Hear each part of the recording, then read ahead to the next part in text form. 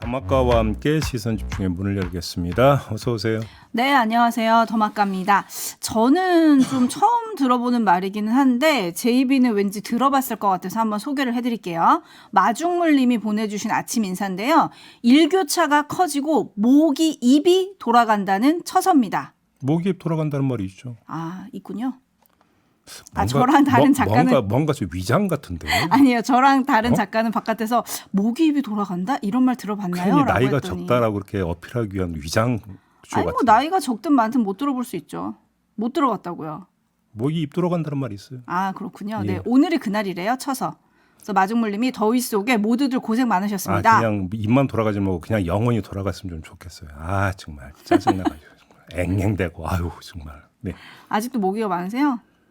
목이 이제 본격화되는 거 아니에요? 아, 그래요? 우리가 한여름에는 적던데 보니까. 그렇군요. 예. 알겠습니다. 근데 오늘은 좀 모기가 맥을 못 출 수도 있습니다. 왜냐하면 비 소식이 좀 있는데요. 네. 지금 서울, 인천, 경기, 충남, 전북, 전남, 제주, 강원 등 전국 곳곳에 많은 호우가 지금 예상이 되는 상태입니다. 네. 그래서 정부도 조심하라고 지금 안내 고지멘트를 보내줬는데요. 많은 비가 예보되고 있습니다. 시설물 책임자들은 빗물바지와 배수구들 미리 청소해 주시기 바라고요.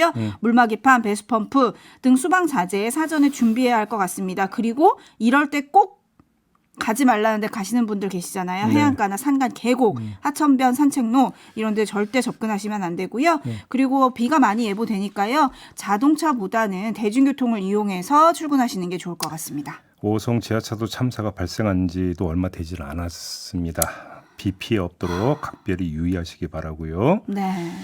그리고 어제 뉴스를 보니까 지금 이번 주를 제2의 장마라고 표현을 하더라고요. 그러니까 저는 비 온다는 얘기를 듣고 그러면 이제 날씨가 서늘해지나 보더니 비 그치고 폭염이 다시 온다면서요. 그러니까요. 제2의 장마라는 말도 참 낯선 말인데 네. 아무튼 올해는 날씨가 정말 들쭉날쭉 난리인 것 같아요. 네. 그리고 담쟁이 넝쿨 등 많은 분들이 후쿠시마 오염수 방류에 대한 의견을 좀 보내주고 계신데 네. 담쟁이 넝쿨님은 앞으로는 일기예보처럼 매일 TV에서 해양 방사능 지수 예보를 해야 하지 않을까요? 걱정이 많다는 뜻이겠죠. 예. 그 문제는 저희가 3부에서 좀 집중적으로 다룰 예정입니다. 조금만 좀 기다려 주시고요. 네, 시선 집중해 주시고요. 뉴스와 분석이 함께하는 JB타임즈 오늘 주목할 첫 번째 뉴스 어떤 겁니까? 윤석열 대통령이 대법원장에 이균용 서울고등법원 부장판사를 지명을 했고요. 김대기 비서실장이 지명 이유를 밝혔는데 들어보시죠. 대법원 재판연구관을 2번이나 역임하는 등 32년간 오로지 재판과 연구에만 매진해온 정통 법관입니다. 특히 장애인의 권리를 대폭 신장하는 내용의 판결로 장애인 인권 디딤돌상을 수상한 바 있고 또 노동자의 권리를 보호하고 개인의 초상권을 광범위하게 인정하는 판결 등을 통해서 사회적 약자의 인권을 신장하는 데 앞장서온 신망 있는 법관입니다. 이균용 서울고법 부장판사는 그간 재판 경험을 통해 사회의 다양한 목소리에 귀를 기울이고 원칙과 정의, 상식에 기반해서 사법부를 이끌어 나갈 적임자라고 판단합니다. 네, 언론은 이 지명자와 관련된 여러 가지 사실을 전했던데요. 저희가 주목할 점으로 저는 이걸 골라봤습니다. 뭡니까? 첫째, 일본 게이오 대학에서 2차례 연수하면서 일본 법조인과 교류를 넓힌 지일파이자 일본 등 해외 법제에 대한 지식이 해박한 비교 사법의 대가라는 점. 프로필이 이렇게 되어 있습니다. 이게 첫 번째고요. 두 번째, 사법농단 사건에 연루돼 재판에 넘겨진 신광렬 전 서울중앙지법 형사수석부장 판사, 조희연, 성창호 전 영장전담 부장판사 등에게 무죄를 선고한 전력이 있다라는 점. 세 번째, 지난해 국정감사에서 윤석열 대통령과의 관계에 대해서 제 친한 친구의 친한 친구다. 이렇게 밝힌 점. 참고로 두 사람의 관계는 서울대 법대 1년 선후배 관계입니다. 네, 이 세 가지를 주목하는 이유는 뭘까요? 안 봐도 비디오인 게 하나가 있습니다. 인사청문회가 열리겠죠. 여기서 나올 질문 가운데 하나가 이걸 겁니다. 일제 강제동원 피해자에 대한 정부의 대위 변제에 대한 법적 견해. 뭐냐? 이렇게 물어볼 게 거의 100% 자명하다고 봐야 되는 거 아니겠습니까? 그래서 조금 전에 세 가지를 지금 나열을 한 건데요. 지일파로서 일본과 직접 관련된 문제에 대한 견해가 어떨지 궁금하고요. 사법농단에 대해서 무죄 판결을 내린 당사자로서 정부의 이해관계가 첨예하게 얽혔을 뿐만 아니라 윤석열 대통령의 이른바 결단의 결과물에 해당하는 사건에 대해서 독립적으로 판단할지가 궁금해서 이 점을 골라봤다. 이런 말씀을 드리겠습니다. 네, 그 답변이 저도 궁금한데요. 대법원장은 국회 인사청문회랑 또 본회의 임명동의안 표결을 거쳐서 임명이 되는 거죠? 네. 그렇죠? 네. 그럼 국회 동의가 없으면 임명을 할 수 없게 되겠죠. 없는 거죠. 네. 근데 이제 또 언론들은 이런 점에서도 주목을 하더라고요. 대법관 경험이 전혀 없는 상태에서 대법원장으로 지명이 됐다. 굉장히 이례적이다. 이런 보도도 있었는데 네. 여기에 대해서 대통령실 안팎에서는 사법부를 뿌리부터 개혁해야 한다는 대통령의 의중이 담겼다. 뿌리부터 개혁해야 한다. 이런 말이 나온다는데 왜 대통령은 지금 사법부가 개혁의 대상일까요? 그러니까 지금 뭐 그 여권에서 유행하는 단어 중에 하나가 정상화 아닙니까? 정상화. 지금 사법부도 비정상인 거예요? 그렇죠. 그렇게 판단을 하고 있는 거 아니겠어요? 그러니까 정상화라는 단어가 많이 나오는 거 아닙니까? 방송 정상화, 사법 정상화 등등등 쭉 나열되고 있는 거 아니겠습니까? 네. 그렇게 놓고 본다면 기득권에 편입되지 않았던 대법관 아닌 사람이 대법원장으로 더 적절하다. 이렇게 판단했을 수도 있겠죠. 근데 많은 촌철님들은 친구의 친구 여기에 좀 주목을 하고 계시거든요. 네. 막역하다기보다는 그냥 친한 관계다. 사실은 그게 영향을 미치면 절대 안 되는 거죠. 그 사적 인연일 뿐이잖아요. 사법부의 생명 중의 생명은 뭡니까? 독립성입니다. 그렇지 않겠습니까? 이건 ABC에 해당하는 원칙 중에 원칙이다라는 말씀을 드리는 거죠. 네. 네, 국민의힘은 이 인사를 두고 사법부 비정상의 정상화를 실현해낼 것으로 기대한다. 이렇게 평가를 했고요. 민주당은 대통령과의 개인적 친분이 영향을 미친 것이 아닌지 철저하게 검증하겠다. 이렇게 밝혔습니다. 여기에 JB가 꼽은 세 가지 점까지 포함해서 이균용 대법원장 후보자의 답변 제대로 저희도 시선 집중하겠습니다. JB타임즈 다음 주목할 뉴스 오디오로 먼저 만나보시죠.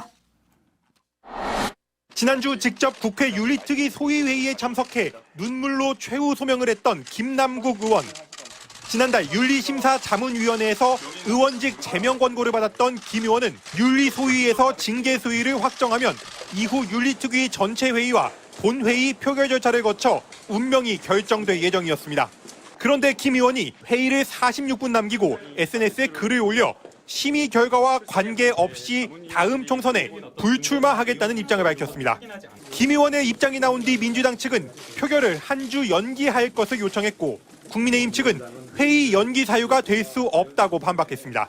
불출마 선언을 한 것에 대해서 그걸 어느 정도로 평가해야 될 건지에 대한 논의가 필요하다고 판단이 돼서 표결을 하기 위한 숙고 시간을 요청을 했고 김남국 의원이 그동안 했었던 일이나 행동에 대한 것이 불출마 선언한다고 싹 없어지는 거냐, 또 줄어드는 거냐, 그것은 아니기 때문에. 윤리소위는 결국 일주일 뒤인 오는 30일로 김 의원에 대한 표결을 미루기로 합의했습니다. 결정은 미뤄졌지만 민주당 내부에서조차 지도부는 온정주의를 버려야 한다는 주장이, 국민의힘에서는 김 의원에게 셀프 면죄부를 부여하려는 시도라는 비판이 나왔습니다. 네.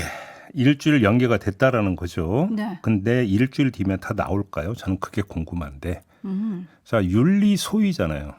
윤리소위에서 결정이 되더라도 그다음에 윤리특위 전체 회의 넘어가고 거기서 통과되더라도 국회 본회의 넘어가고 이런 일련의 과정이 앞으로도 절차가 남아있거든요. 그런 상태에서 일주일을 연기했다. 그러면 일주일 뒤에는 양당 간에 결정을 내릴 것이냐 아니면 시간 끌기냐. 요걸 좀 봐야 되는 거 아니겠습니까? 만약에 후자라고 한다면 이걸 어떻게 이해를 해야 될 것인가. 이걸 말씀을 드려야 될 것 같은데 제가 볼 때는 누이 좋고 매부 좋은 이런 차원에서 지금 여야가 접근하고 있는 거 아니냐. 이런 분석도 가능할 것 같다라는 말씀을 드리겠습니다. 왜? 자, 민주당 입장에서 보면 김남국 의원이 비록 탈당을 했다고는 하지만 민주당 의원의 잔영이 짙게 남아있는 상태에서 상징성과 파급력이 큰 징계가 실행되면 뭐 제명 이야기가 나왔던 거잖아요. 실행되면 그 타격이 민주당 당으로 돌아온다고 보는 것 아니겠습니까? 그렇죠? 그리고 국민의힘 입장에서는 강경 일변도로 밀어붙여서 예를 들어서 제명을 관철시킨다. 이래버리면 지금 그 자기당 소속의 권영세 의원 같은 경우도 지금 코인 논란에 휩싸여 있는 상황 아니겠습니까? 불똥이 국민의힘으로도 튄다. 이렇게 좀 우려하고 있는 거 아니겠습니까? 그래서 완급 조절에 나선 것. 이렇게도 해석해 볼 수 있는 거 아니겠습니까? 자, 이재명 사법 리스크에 대한 민주당 행보를 놓고 방탄을 거론하곤 했는데 이 건이야말로 방탄일 수도 있다. 그것도 평면 방탄이 아니라 입체 방탄일 수도 있다. 입체 방탄. 무슨 얘기냐? 앞뒤에서 각각 날아오는 징계 탄원을 막는 다각도 방탄이다. 그래서 윤석열 대통령이 말하는 이권 카르텔이라고 하는 단어에 견줘서 표현하면 방탄 카르텔일 수도 있다. 이런 말씀을 드리겠습니다. 김남국 의원의 불출마 선언으로 징계 수위가 낮아질 거다. 이런 가능성도 제기가 되더라고요. 어제 보도 보니까. 네, 일단 뭐 30일 한번 보죠. 어떻게 될지. 네, 김성준님.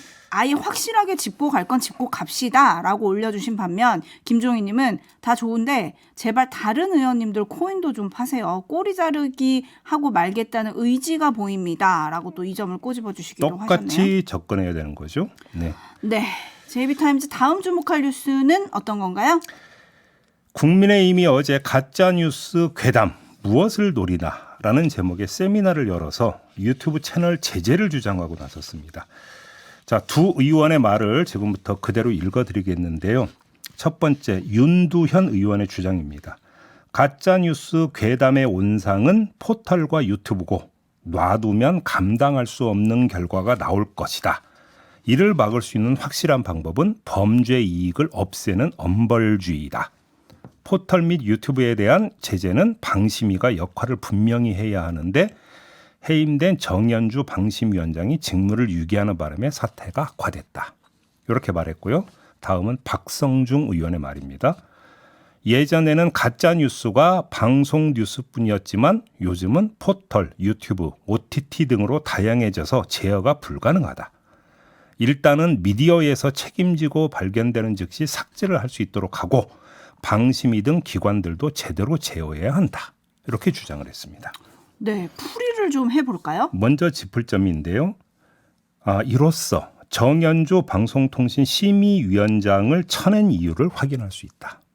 두 의원 모두 지금 방심위를 거론하고 있습니다. 그렇죠?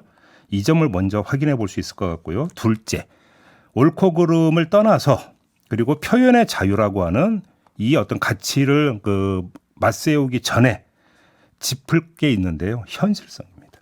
과연 유튜브에 대한 제재가 가능할까라는 질문을 던져보고 싶은데 국민의힘이 말하는 제어 내지 삭제가 하나의 컨텐츠를 말하는 건지 아니면 그 컨텐츠를 내보내는 유튜브 채널을 말하는 건지가 좀 약간 모호하긴 해요. 근데 무엇이든지 간에 현실성은 매우 낮다. 왜? 어차피 유튜브 측에서 차단해 줄게요. 삭제해 줄게요. 이렇게 지금 나와야 이게 가능한 문제 아니겠습니까? 그럴 가능성이 있느냐라고 하는 겁니다. 유튜브는 어디에 있습니까? 태평양 건너에 있습니다. 세 번째, 이게 긁어부스럼 또는 혹대려다가 더 큰 혹 만들어주는 결과를 빚을 수도 있다. 이 점도 함께 말씀을 드려야 될 것 같은데 유튜브 채널의 특성은 동질 집단이 감정을 교류하는 일종의 커뮤니티 기능을 지금 하고 있습니다. 이런 유튜브 채널에서 정치색이 짙은 공격을 가하면 구독자들의 결속은 더욱 강화되고 후원은 더 늘어날 겁니다. 간단히 말해서 노이즈 마케팅을 대행해 주게 되는 결과를 빚게 된다. 이런 이야기가 됩니다. 이거는 사실 처음 보는 장면도 아니고요. 박근혜 정부 때 그때는 유튜브가 아니라 팟캐스트에 대한 규제를 모색한 바가 있었습니다. 하지만 제대로 손대지를 못했습니다. 왜? 그게 현실이었기 때문인 거죠.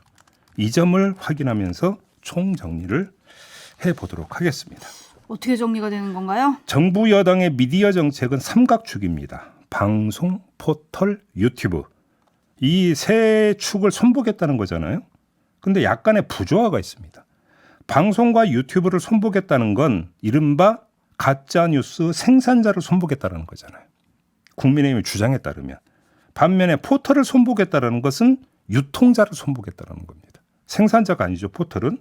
자, 이렇게 정리하고 나면 생산자 범주에 들어가야 되는 주체 하나가 지금 빠져 있습니다. 그게 어딘 줄 아십니까? 어디예요? 신문입니다. 어허. 신문. 그래서 궁금한데 신문은 어쩔 건데요? 라는 질문을 드리고 싶은 겁니다. 신문은 영리를 추구하는 사기업이기 때문에 공영방송처럼 대할 수가 없다고 생각하겠죠. 대부분의 사람들은. 그리고 그게 맞습니다. 하지만 손댈 여지는 있다. 방법은 있다. 어떻게요? 자, 사기업이기 때문에 가장 중요한 게 뭡니까? 매출입니다. 장사입니다. 돈줄이죠. 돈줄. 그렇죠? 돈줄을 조이면 어떻게 되는 거겠습니까? 옥죄지게 되는 거죠. 그러면 이 돈줄의 공급 루트, 돈줄이 여러 루트가 있습니다. 첫째, 정부 광고가 일반 국민들이 생각하는 것보다 이 덩어리가 비중이 큽니다. 크죠. 그렇죠. 네. 정부 광고의 집행 권한이 어디에 있습니까? 정부에 있습니다. 그렇죠. 그다음에 가장 큰 건 역시 광고주인 기업들 아니겠습니까? 그렇죠? 근데 기업들이 알아서 기계 만들 수도 있는 거 아니겠습니까? 그다음에 신문사의 별도 수입원이 있습니다. 광고 말고도. 예를 들어서 인쇄 대행이라든지 여러 가지 별도 수입원이 있을 수 있거든요. 이것들을 옥죄할 수도 있는 거겠죠. 그러니까 티나지 않게 법과 제도를 손보지 않으면서도 신문을 옥죄할 수 있는 방법은 여러 가지가 있다. 그래서 궁금하다라는 겁니다. 신문은 예외입니까? 라고 지금 저는 물어보고 싶은 겁니다. 예외일지 아닐지 뭐 확인할 수도 있겠네요. 조만간. 그렇죠? 그렇습니다. 어떻게 나타나는지 보면. 네. 네. 투머치님이 아 그래요. 극우 유튜브 좀 없앱시다. 라고 해주셨고요. 동주님은 그러면 유튜버를 관료로 임명하는 건 어떻게 봐야 됩니까? 거기는 가짜 뉴스를 생산한 곳이 아니라는 거죠. 그렇군요. 알겠습니다. 관련해서 저희가 또 시선 집중할 포인트를 JB가 짚어주셨고요. 네. JB타임즈 다음 주목할 뉴스는 어떤 건가요? 지난달에 서울 서초구 서희초등학교 교사가 숨지는 사건이 발생을 했습니다. 네. 그 전에 무슨 사건이 있었습니까? 이른바 연필 사건이 있었습니다. 기억하시죠? 네. 그래서 이 그 교사가 숨지기 전에 학교에 10차례에 걸쳐서 업무 상담을 요청을 했고 상담 요청 기록에 연필 사건 관련 학부모가 개인 번호로 여러 번 전화해서 놀랐고 소름 끼쳤다고 말했다라고 적혀 있는 부분이 언론 보도를 타기도 했습니다. 그런데 밝혀지지 않은 게 하나가 있었습니다. 그러면 연필 사건 가해 학생의 부모가 누구냐? 이게 밝혀지지 않았었습니다. 근데 오늘 한겨레가 보도한 게 있습니다. 2명이 등장하는데 엄마 1명과 아빠 1명인데 가해 학생의 어머니는 현직 경찰관이고 또 다른 가해 학생의 아빠는 검찰 수사관이다.